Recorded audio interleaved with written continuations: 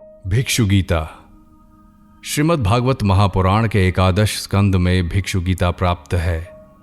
इसमें भगवान श्री कृष्ण ने अपने परम सखा उद्धव जी को एक भिक्षु के प्राचीन आख्यान के माध्यम से मनोजय के उपाय समझाए हैं। यदि दुर्जन लोग मन को क्षुब्ध करने वाले आचरण भी करें तो भी मुमुक्षु मनुष्य को उद्वेलित न होकर उन्हें पूर्ण क्षमा कर देना चाहिए, क्योंकि सुख अथवा दुख का कारण कोई और नहीं अपितु मन ही है। यही मोहासक्त मन जीव को कर्म बंधन में डालता है। इस मन का किसी भी प्रकार एकाग्र होकर भगवान में लग जाना ही परम योग है। भगवान श्री कृष्ण ने कहा, देवगुरु बृहस्पति के शिष्य उद्धव जी, इस संसार में प्रायः ऐसे संत पुरुष नहीं मिलते जो दुर्जनों की कटु वाणी से बिंधे हुए अपने हृदय को संभाल सकें। मनुष्य का हृदय मर्मभेदी बाणों से बिंधने पर भी उतना पीड़ा का अनुभव नहीं करता जितनी पीड़ा उसे दुष्ट जनों के मर्मांतक एवं कठोर वाग बाण पहुंचाते हैं। इस विषय में महात्मा लोग एक बड़ा पवित्र प्राचीन इतिहास कहा करते हैं। मैं वही तुम्हें सुनाऊंगा, तुम मन लगाकर उसे सुनो। एक भिक्षुक को दुष्टों ने बहुत सताया था। उस समय भी उसने अपना धैर्य न छोड़ा और उसे अपने पूर्व जन्म के कर्मों का फल समझकर कुछ अपने मानसिक उद्गार प्रकट किए। उन्हीं का इस इतिहास में वर्णन है। प्राचीन समय की बात है। उज्जैन में एक ब्राह्मण रहता था। उसने खेती व्यापार आदि करके बहुत सी धन संपत्ति इकट्ठी कर ली थी। वो बहुत ही कृपण, कंजूस, कामी और लोभी था। क्रोध तो उसे बात बात में आ जाया करता था। उसने अपने बंधु बांधवों, अतिथियों को कभी मीठी बात से भी प्रसन्न नहीं किया। खिलाने पिलाने की तो बात ही क्या थी। वो धर्म कर्म से रीते घर में रहता और स्वयं भी अपने धन संपत्ति के द्वारा समय पर अपने शरीर को भी सुखी नहीं करता था। उसकी कृपणता और बुरे स्वभाव के कारण उसके बेटे बेटी, भाई बंधु, नौकर चाकर और पत्नी आदि सभी दुखी रहते और मन ही मन उसका अनिष्ट चिंतन किया करते थे। कोई भी उसके मन को प्रिय लगने वाला व्यवहार नहीं करता था। वो लोक परलोक दोनों से ही गिर गया था। बस यक्षों के समान धन की रखवाली करता रहता था। उस धन से वो ना तो धर्म कमाता था, ना भोग ही भोगता था। बहुत दिनों तक इस प्रकार जीवन बिताने से उस पर पंच महायज्ञ के भागी देवता बिगड़ उठे। उदार उद्धव जी, पंच महायज्ञ के भागियों के तिरस्कार से उसके पूर्व पुण्यों का सहारा, जिसके बल से अब तक धन टिका हुआ था, जाता रहा और जिसे उसने बड़े उद्योग और परिश्रम से इकट्ठा किया था, वो धन उसकी आंखों के सामने ही नष्ट भ्रष्ट हो गया। उस नीच ब्राह्मण का कुछ धन तो उसके कुटुंबियों ने ही छीन लिया, कुछ चोर चुरा ले गए, कुछ आग लग जाने आदि दैवी कोप से नष्ट हो गया, कुछ समय के फेर से मारा गया, कुछ साधारण मनुष्यों ने ले लिया और बचा कुचा दंड के रूप में शासकों ने हड़प लिया। इस प्रकार उसकी सारी संपत्ति जाती रही। न तो उसने धर्म ही कमाया और न भोग ही भोगे। इधर उसके सगे संबंधियों ने भी उसकी ओर मुंह मोड़ लिया। अब उसे बड़ी भयानक चिंता ने घेर लिया। धन के नाश से उसके हृदय में बड़ी जलन हुई। उसका मन खेद से भर गया। आंसुओं के कारण गला रुंध गया।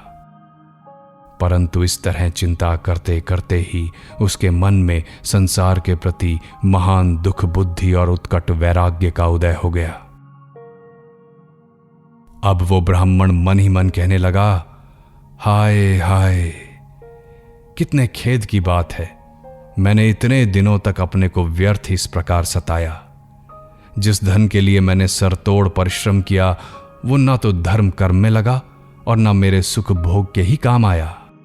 प्रायः देखा जाता है कि कृपण, कंजूस लोगों को धन से कभी सुख नहीं मिलता। इस लोक में तो वे धन कमाने और रक्षा की चिंता से जलते रहते हैं और मरने पर धर्म ना करने के कारण नरक में जाते हैं।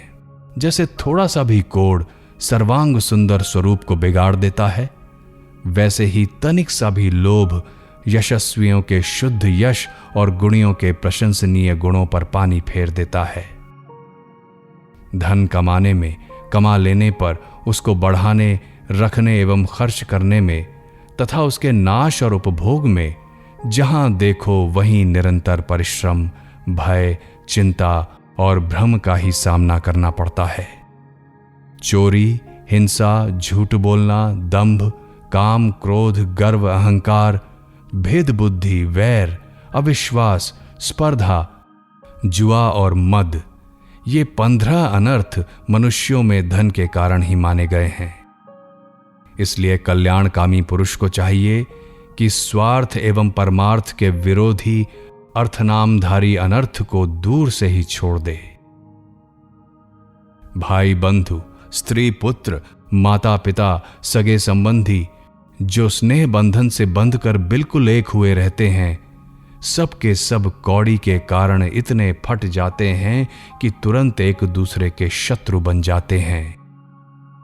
ये लोग थोड़े से धन के लिए भी क्षुब्ध और क्रुद्ध हो जाते हैं, बात ही बात में सौहार्द संबंध छोड़ देते हैं, लाग डांट रखने लगते हैं और एकाएक प्राण लेने देने पर उतारू हो जाते हैं, यहां तक कि एक दूसरे का सर्वनाश कर डालते हैं।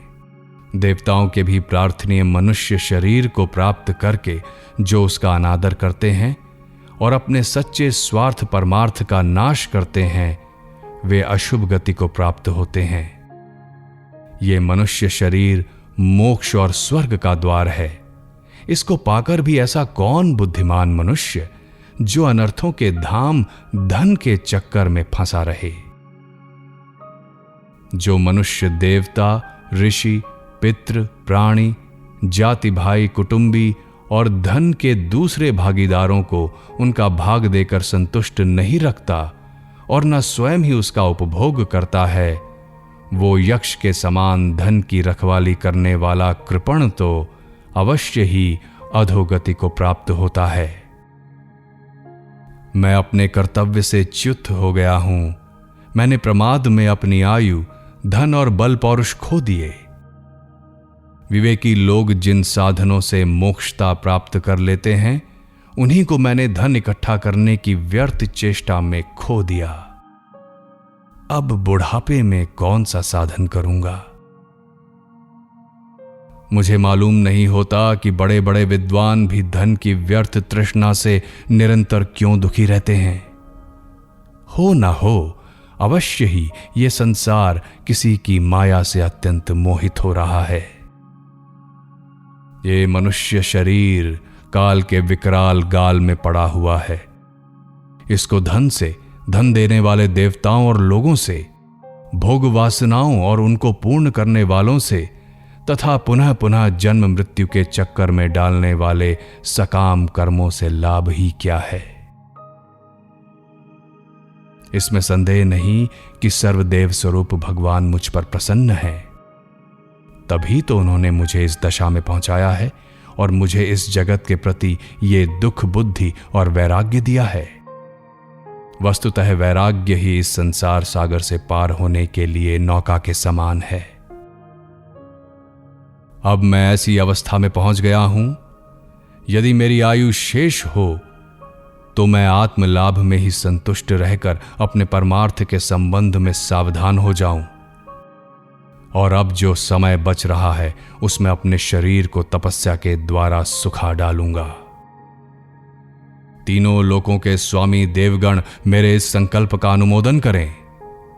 अभी निराश होने की कोई बात नहीं है, क्योंकि राजा खटवांग ने तो 2 घड़ी में ही भगवत धाम की प्राप्ति कर ली थी। भगवान श्री कृष्ण कहते हैं, उद्धव जी, उस उज्जैन निवासी ब्राह्मण ने मन ही मन इस प्रकार निश्चय करके मैं और मेरे पन की गांठ खोल दी। इसके बाद वो शांत होकर मौनी सन्यासी हो गया। अब उसके चित्त में किसी भी स्थान, वस्तु या व्यक्ति के प्रति आसक्ति न रही। उसने अपने मन, इंद्रिय और प्राणों को वश में कर लिया।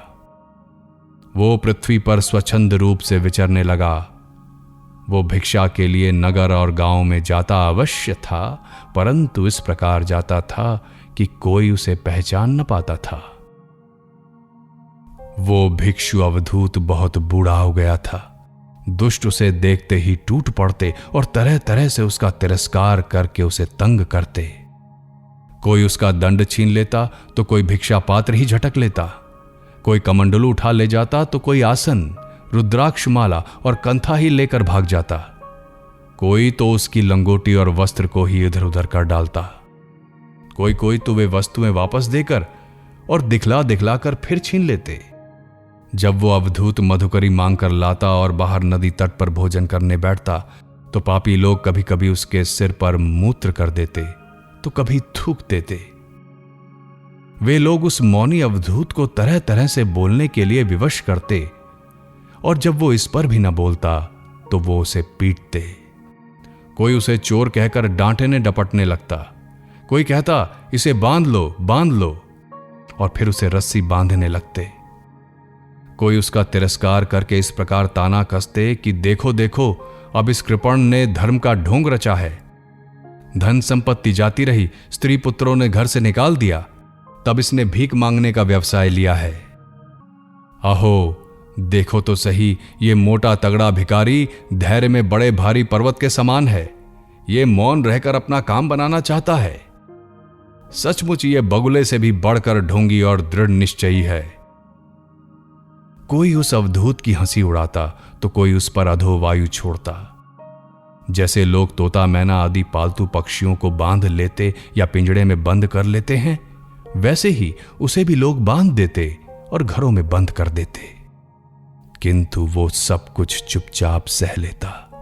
उसे कभी ज्वर आदि के कारण दैहिक पीड़ा सहनी पड़ती, कभी सर्दी गर्मी आदि से दैवी कष्ट उठाना पड़ता और कभी दुर्जन लोग अपमान आदि के द्वारा उसे भौतिक पीड़ा पहुंचाते। परंतु भिक्षु के मन में इससे कोई विकार न होता।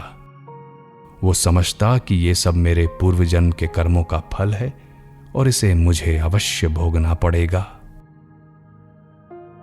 यद्यपि नीच मनुष्य तरह तरह के तिरस्कार करके उसे उसके धर्म से गिराने की चेष्टा किया करते, फिर भी वो बड़ी दृढ़ता से अपने धर्म में स्थिर रहता और सात्विक धैर्य का आश्रय लेकर कभी कभी ऐसे उद्गार प्रकट किया करता। वो ब्राह्मण कहता, मेरे सुख अथवा दुख का कारण न ये मनुष्य है, न देवता है, न शरीर है और न ग्रह, कर्म एवं काल आदि ही हैं।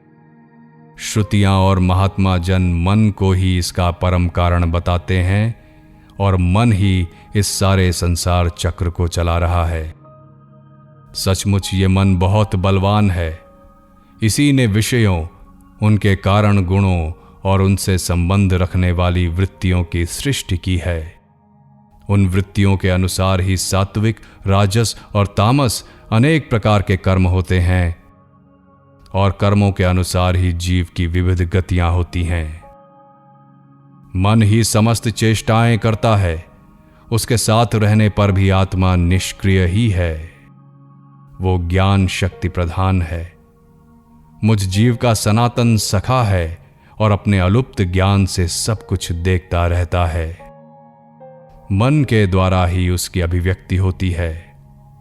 जब वो मन को स्वीकार करके उसके द्वारा विषयों का भोक्ता बन बैठता है, तब कर्मों के साथ आसक्ति होने के कारण वो उनसे बंध जाता है।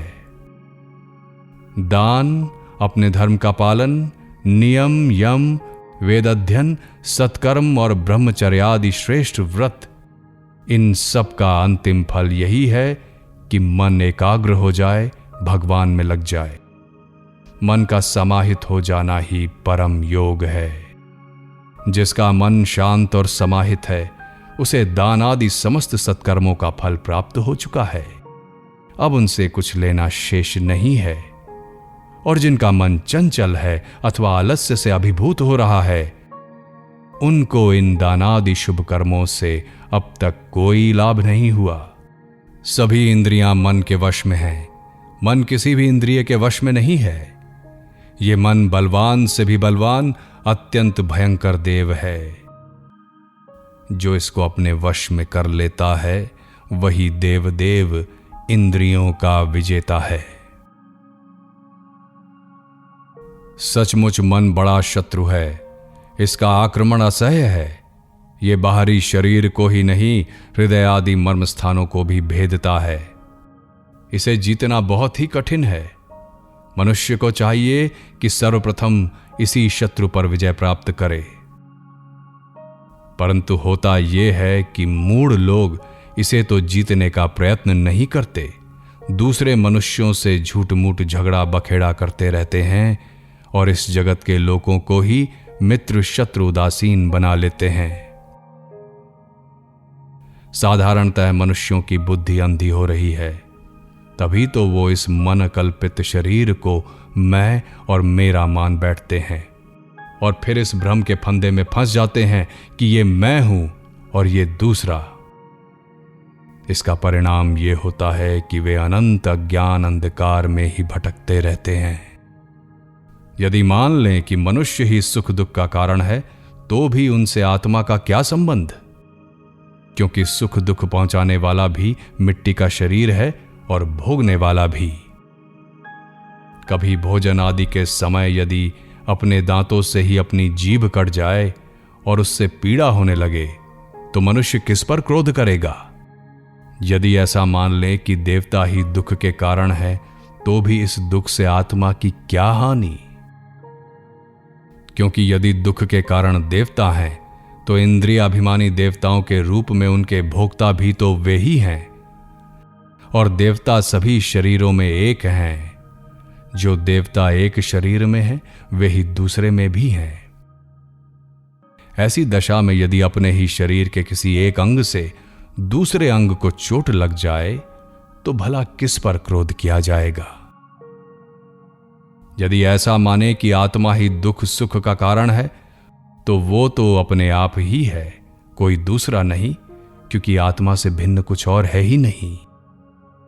यदि दूसरा कुछ प्रतीत होता है तो वो मिथ्या है, इसलिए न सुख है न दुख।